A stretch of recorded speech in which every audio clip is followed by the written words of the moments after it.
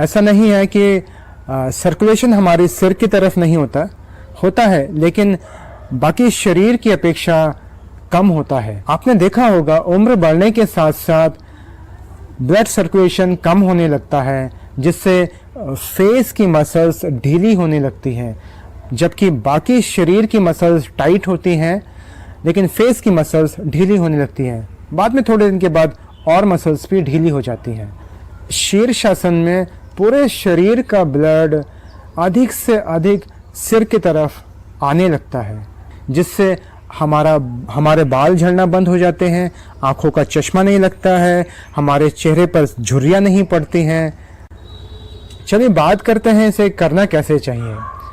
सबसे पहले जो लोग फर्स्ट टाइम कर रहे हैं वे लोग दीवार की सपोर्ट से करेंगे, और शीर्षासन करने से पहले 2 आसन करना बहुत ही आवश्यक है, प्लैंक पोज और नेक एक्सरसाइज।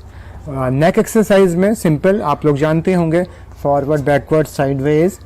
और प्लैंक पोज से क्या होगा कि आपके शोल्डर्स स्ट्रांग हो जाएंगे, बैक एक स्ट्रांग हो जाएगी, आपकी पेट की मसल स्ट्रांग हो जाएगी, तो शीर्षासन बनाना आसान हो जाएगा। और शीर्षासन में शुरू में क्या होता है कि हम नेक पे ज़्यादा प्रेशर डालते हैं, क्योंकि हम हाथों पे पूरा वेट डिवाइड नहीं कर पाते हैं और नेक पे ज़्यादा से ज़्यादा वेट आता है, इसलिए नेक की एक्सरसाइज भी करना बहुत आवश्यक है। तो इन एक्सरसाइज को करने के बाद फिर आप शीर्षासन कर सकते हैं। तो पहले मैं आपको प्लैंक पोज कैसे करना है वो आपको दिखाता हूँ, फिर उसके बाद शीर्षासन। चलिए शुरू करते हैं। प्लैंक पोज में आपने हाथों को इस तरह खोलना है, अपने शोल्डर और एल्बो को एक लाइन में रखना है, घुटनों को उठा के और बॉडी को पैरेलल करेंगे।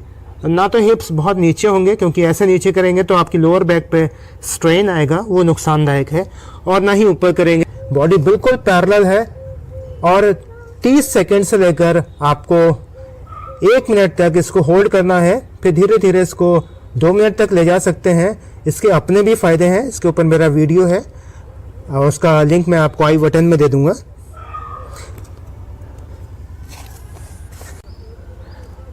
प्लैंक पोज आप करने के बाद फिर सबसे पहले हम करेंगे चाइल्ड पोज, क्योंकि शीर्षासन करने से पहले इमीडिएट पहले और इमीडिएट बाद, शीर्षासन के तुरंत पहले और तुरंत बाद चाइल्ड पोज को करना बहुत ही आवश्यक है, क्योंकि ब्लड का सर्कुलेशन एकदम सिर पे डालेंगे शीर्षासन में तो उसके नुकसान होने के चांसेस हैं, जैसे आपको चक्कर आ सकता है, आपकी आंखों के आगे अंधेरा छा जाएगा।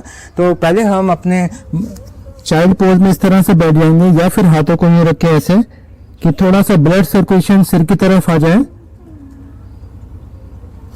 थोड़ी देर इसमें 10 से 15 सेकंड बैठने के बाद हम फिर शीर्षासन के लिए पोजीशन बनाएंगे।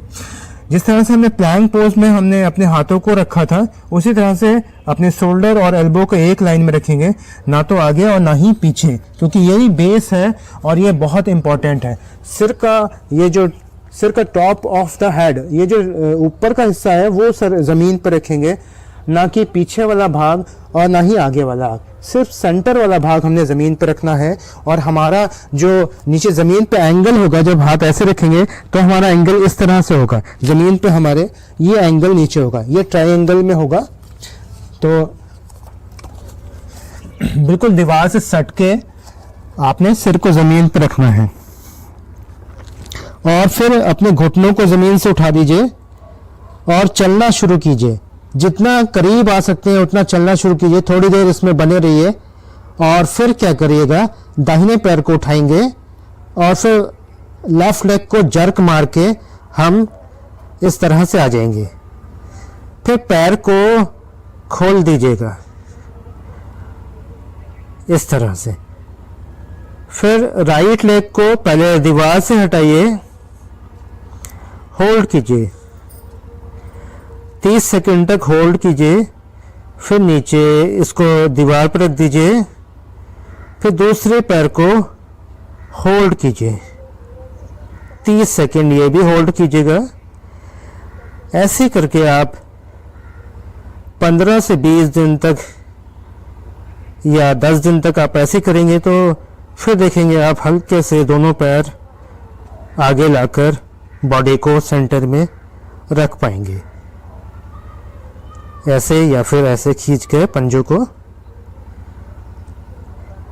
फिर वैसे ही दीवार पे पैर रखेंगे और पैरों को मोड़ के पहले दाहिने पैर को नीचे लाएंगे, फिर बाएं पैर को नीचे लेके आएंगे।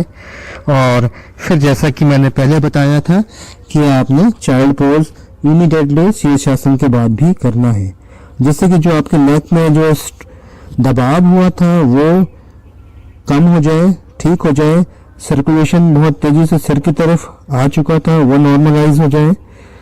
और उसके बाद धीरे से उठेंगे और आपने शवासन में लेट जाना है। 5 से 10 मिनट तक आप शवासन करेंगे, क्योंकि शीर्षासन का अभ्यास हमेशा अपनी जो रोज की प्रैक्टिस, योगा प्रैक्टिस करते हैं, उसके अंत में ही कीजिएगा और शीर्षासन के बाद फिर शवासन करिएगा।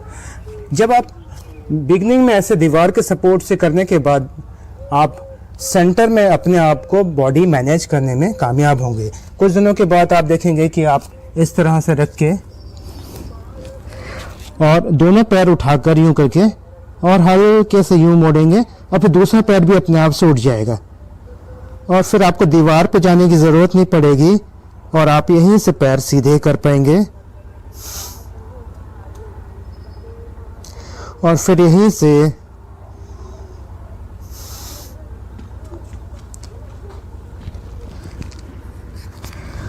पैरों को नीचे ला पाएंगे।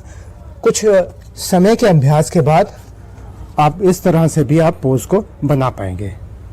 आपने अभी अभ्यास को देखा, अब बात करते हैं कि इसको शुरू में कितना समय करना चाहिए।